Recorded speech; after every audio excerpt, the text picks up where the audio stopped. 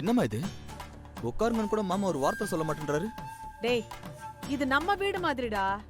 இங்க வந்து ஃபார்மாலிட்டி எல்லாம் எதிர்பார்க்க கூடாது. நாமளே போய் உட்காருவோம். வா.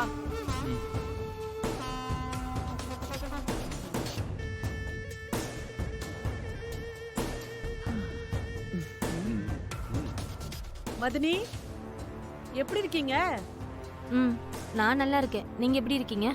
எங்க அண்ணன் இருக்கும்போது எங்களுக்கெல்லாம் என்ன கவலை, ஜம்முன்னு இருக்கோம்.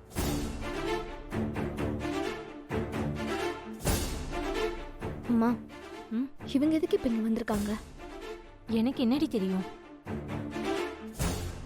என்னன்னு வந்ததுல இருந்து உருனே இருக்க. நீ எப்படின்னு இருக்க? அதெல்லாம் இருக்கட்டும். நீ என்ன விஷயமா வந்த? என் புள்ள உன் பொண்ணு மேல ஆசையா இருக்கான்னு சொன்னேன்லண்ணே. நீ இவனுக்கு கல்யாணத்தை முடிச்சு கொடுத்துருக்கலாம். ஆனா நீதான் உன் பொண்ண கல்யாணம் பண்ணி கொடுத்தா கரிகாலனுக்கு தான் கல்யாணம் பண்ணி கொடுப்பேன்னு சொன்ன. உன் மச்சான் சுந்தரத்துக்கு தான் சம்மந்தி ஆவேன்னு பிடிவாதமா இருந்த. இப்ப பாரு, பொண்ண திருப்பி வீட்டுக்கு கூட்டிட்டு வர நிலைமையாய் போயிடுச்சுல்ல. இப்பவும் ஒண்ணு கெட்டு போலண்ணே. என் பையன் உன் புள்ள மேல இன்னும் உசுராதான் இருக்கான். நீ ஊடு ஒரு வார்த்தை சொன்னா போதும், அவன் உன் பொண்ண கட்டிக்க தயாராதானே இருக்கான். என்ன பேசிட்டு இருக்கீங்க? என்ன பேசுறோன்னு நிதானத்துல தான் பேசுறீங்களா? எரியிற வீட்டுல புடுங்கி தின்ற மாதிரி எங்க வீட்டுல பிரச்சனை இருக்குன்னு தெரிஞ்சு இதுதான் சாக்குன்னு நீங்க எல்லாம் நினைக்கிறத சாதிக்க பாக்குறீங்களா?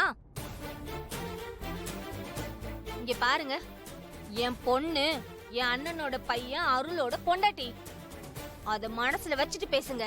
ஏய், நிறுத்துடி. யாருக்கடி பொண்டாட்டி? அவனே ஒரு வெறும் பையன்.